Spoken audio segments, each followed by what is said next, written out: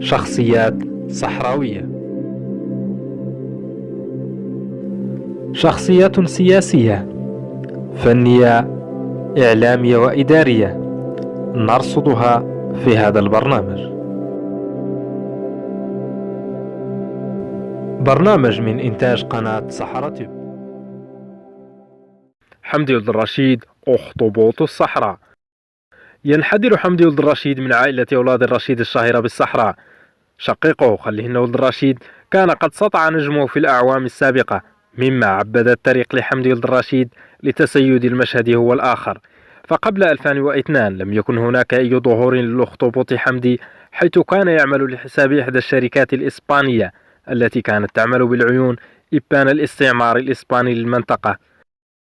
لكن دخوله غمار السياسة من باب حزب الاستقلال كان بداية الشهرة لحمدي، الذي رسم أدوار اللعبة السياسية بالعيون، خصوصا في انتخابات 2003 الذي كان فيها نائبا لشقيقه خليهن الذي فاز برئاسة المجلس البلدي للعيون.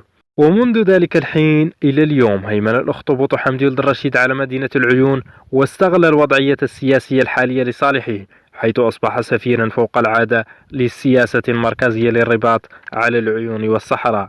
وفي هذه الفترة القصيرة أصبح حمدي ولد الرشيد من بين أغنى الشخصيات الصحراوية ماديا وأهمها شهرة على المستوى السياسي. شخصيات صحراوية.